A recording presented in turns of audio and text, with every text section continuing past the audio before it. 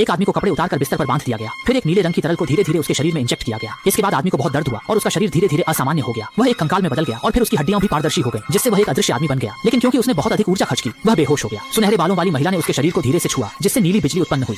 उस रात दामाई ने नाइट शिफ्ट में अदृश्य आदमी बने कियांग को देखने का काम किया। दामाई ने बस एक झपकी ली थी कि ड्यूटी रूम का दरवाजा अपने आप खुल गया। फिर एक अदृश्य हाथ ने दामाई के बालों को छुआ और धीरे धीरे उसके कपड़े खोल दिए। दामाई अचानक जाग गई और उसने देखा कि उसके कपड़े किसी ने खोल दिए हैं। फिर उसने कियांग को पुकारा, यह जानने के लिए कि क्या यह उसी का काम है, लेकिन कोई जवाब नहीं मिला। फिर दामाई ने मॉनिटर की ओर देखा और पाया कि कियांग बिस्तर पर नहीं है। दामाई ने फिर से उसे ढूंढने की कोशिश की। इसी बीच कियांग वापस बिस्तर पर आ गया। अगले दिन सुबह दामाई ने अपने सहकर्मियों को कियांग की हरकतों के बारे में बताया।